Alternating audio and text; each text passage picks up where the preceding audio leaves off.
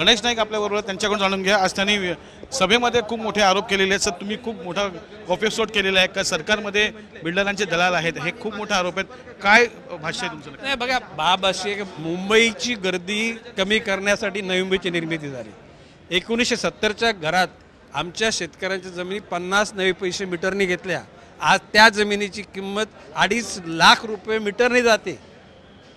अशा परिस्थितीत नवी मुंबई महानगरपालिका म्हणजे आमच्या स्थानिक लोकांकरता, झोपडपट्टीच्या आणि टाउनमधल्या लोकांच्या करता गार्डनचे भूखंड, मैदानाचे भूखंड, हॉस्पिटलचे, शाळांचे हे माननीय मुख्यमंत्र्यांनी निर्देशित केले सुद्धा 13 महिन्यापूर्वी हे अधिकारी त्याच्यावर कारवाई करायला तयार नाहीत। आणि किंबहुना बिल्डरच्या हिताकरता हे महानगरपालिकेला आदेशित करतात की तुम्ही पाणी पुरवठा द्या, स्वच्छता त्यांची तुम्ही त्यांना सुरू करा।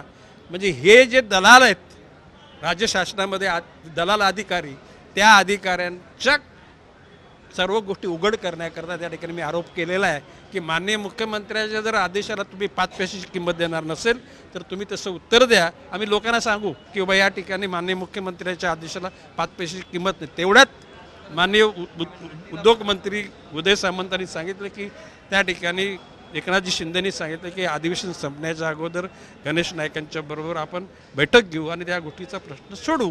पण हा अनुभव प्रत्येक ठिकाणी येतो का? असे अधिकारी आहेत अनेक ठिकाणी वाटतं? हे बघा, ज्याला गरज पडेल त्या अधिकाऱ्याचा जो पुरखा आहे तो आम्ही फाडू। फक्त चांगलं काम झालं तर आम्हाला काय ते एक्सपोज करायची गरज नाही। ओके, हे होते सत्तेमधलेच आमदार होते गणेश नाईक, यांनी सरकारवरतीच आरोप केले की सरकारमध्ये बिल्डरांच्या दलाली करणारे अधिकारी आहेत, असं गौप्यस्फोट केला आहे आणि ते वेळ आल्यावर त्याचा पर्दाफाश करू असंही त्यांनी सांगितलं। व्हिडिओ जर्नलिस्ट धीरजसह कपिल राऊत, झी मीडिया, मुंबई।